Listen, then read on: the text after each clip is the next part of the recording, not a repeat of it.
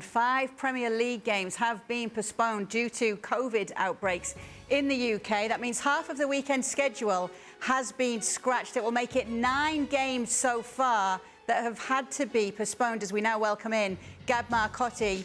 What's going on, Gab? What's the feeling over there about what's happening here? Well, the feeling is pretty grim, Kay, as you mentioned. There's 5 games postponed. We on the ESPN.com website, we have Mark Ogden and James Ollie reporting that there's even some clubs that are saying, guys, just hit the pause button. Let's stop everything until the FA Cup third round, which would be on January 8th. Part of the problem isn't just the cases and the prevalence of COVID here in the UK. Today we had 88,000 cases, which I think is the highest number yet.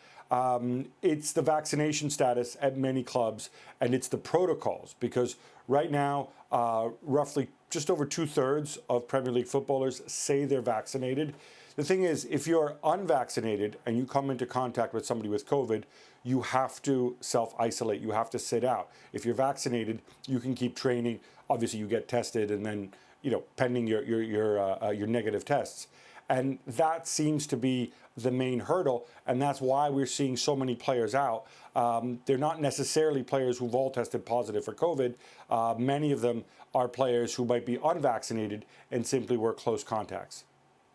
Don, do you think the Premier League need to take a firmer stance here, or do you think they're right to be pushing on and just postponing the games? No, I spoke to someone at the Premier League tonight, Kay, and they're trying to carry on. They want to carry on, but they're still well aware that the safety is paramount. It has to be. Their well-being has to be a priority.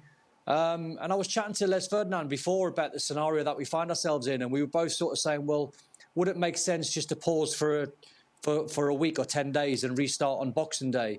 And he made a great point. He says, well, because we're not in lockdown, what happens if the Premier League pauses for, say, a week? But then the players who are not in lockdown go out and mix and go and have a coffee and do whatever, and they start picking up COVID. Then you're sort of back to square one in 10 days' time. So it's a bit like you're sort of damned if you do, you're damned if you don't. It's incredibly sensitive. Gab, what are your thoughts on what Don's just said there and how he's broken it down? I take his point. I mean, and look, these decisions are above my pay grade, Don's pay grade, Les Ferdinand's pay grade even. They're going to be made at government level. There is a possibility they could go back in lockdown. There are restrictions out there. I think the difficulty, the message that people are sending is that as long as you have these protocols for unvaccinated players, what happens is that a single positive test, even if you're asymptomatic, it does create this knock-on effect where suddenly these players, even if they may be testing negative, are going to be unavailable for days at a time. Now, obviously, scientists and much cleverer people have made these protocols, but it does create this almost, two sets of rules for vaccinated and unvaccinated players. And until you have so many unvaccinated players, and some clubs like Liverpool and Leeds are close to 100%. At other clubs, it's less than half the players who are vaccinated. And I think this is really contributing to the issue. Jurgen Klopp spoke about this, very vehemently in his program notes tonight. It is coming to a head. And let's not forget, you can play the games, but people are still going to the games, and you still have full stadiums here in England. They're supposed to do COVID checks, but anecdotally, from people I've spoken to, it's a big ask of stewards to stop everybody and check, and often it doesn't happen.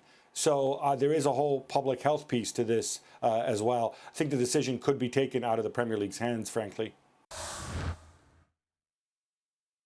Well, thank you very much for watching ESPN on YouTube. For more sports highlights and analysis, be sure to download the ESPN app. And for live streaming, premium content, and let's not forget as well, ESPN FC 7 days a week. Subscribe to ESPN+.